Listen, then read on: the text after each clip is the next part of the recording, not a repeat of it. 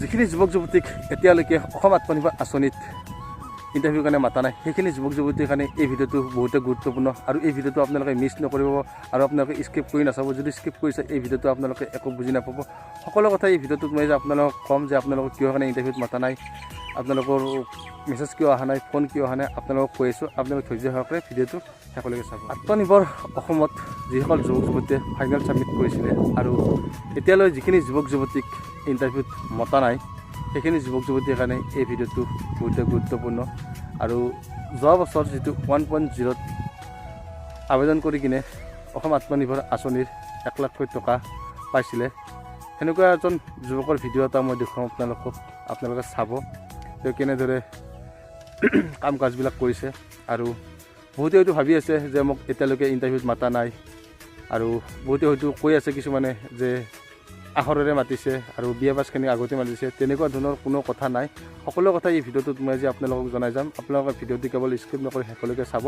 আৰু যদি মোৰ চেনেলটোত কোনো নতুনকৈ আছে প্লিজ চেনেলটো ছাবস্ক্ৰাইব কৰি দিয়ক। কাৰণ আখৰেৰে মাতা নাই বুলি এইকাৰণে কৈছোঁ, মোৰ লগত যিটো ল'ৰা ইণ্টাৰভিউ দিব গৈছিলে মোৰ লগৰে হয়, তাৰ নামটো এনে দি যায়, মোৰ নামটো কে দি যায়। আৰু মই বিয়া পাছ, তেওঁ হৈছে হায়াৰ ছেকেণ্ডেৰী পাছ।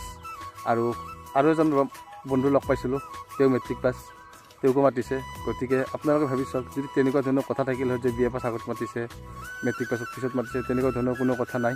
আৰু আখৰেৰে মাতাটো সম্পূৰ্ণ মিছা। এইবিলাক আপোনালোকে টেনশ্যন নল'ব।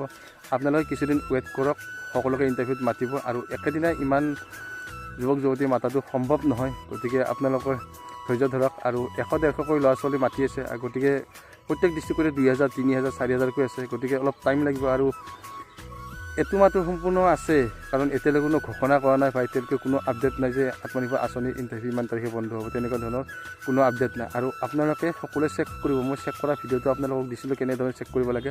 আপোনালোকে তেনেধৰণে সদায় চেক কৰিব। একবাৰ ৰেগুলাৰ সন্ধিয়া টাইমত হওক, ৰাতিপুৱা টাইমত হওক, যেতিয়া টাইম পায় আপোনালোকে তেতিয়া এবাৰ চেক কৰিব। নিশ্চয় আপোনালোকে তাত নিজৰ ষ্টেটাছটো চাব পাৰিব। আৰু আপোনালোকে নিশ্চিত মনে থাকক যে আপোনালোকক মাতিবই। আৰু নামাতাৰ ইয়াত কোনো কথাই নাই। কেৱল আপোনালোকৰ মোবাইল নাম্বাৰটো এক্টিভ ৰাখিব, মোবাইল নাম্বাৰটো অফ নকৰিব। আপোনালোকে কিবা কাৰণে মেছেজ নাহিব পাৰে, মেছেজ নাহিলে আপোনালোকক ফোন হ'লেও কৰিব। গতিকে আপোনালোকে মোবাইলটো যিমান পাৰে সিমান এক্টিভ ৰাখিব। আৰু মোৰ তাতে মেছেজ অহা নাছিলে কিন্তু ডাইৰেক্ট ফোন কৰিছে, সেইটো কাৰণে আপোনালোক কৈছোঁ মোবাইল নাম্বাৰবিলাক আপোনালোকে এক্টিভ ৰাখিব।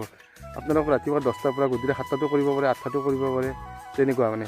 সেইকাৰণে আপোনালোক কৈছোঁ আপোনালোকে মোবাইল নাম্বাৰবিলাক এক্টিভ ৰাখিব। আপোনালোকে টেনশ্যন ল'ব নালাগে। যিখিনি যুৱক যুৱতীক এতিয়ালৈকে মাতা নাই সেইখিনি যুৱক যুৱতীক অতি সোনকালে মাতিব। ঠিক আছে, ভিডিঅ'টো আজিলৈ ইমানতে সামৰিছোঁ। যদি আপোনালোক ভিডিঅ'টো চাই কৰি ভাল পাইছে লাইক কৰিব, কমেণ্ট কৰিব আৰু শ্বেয়াৰ কৰিব। কথাখিনি আপোনালোক ক'লো বহুতে কমেণ্ট কৰি সুধি আছিলোঁ যে মোক মাতা নাই, মোৰ অহা নাই।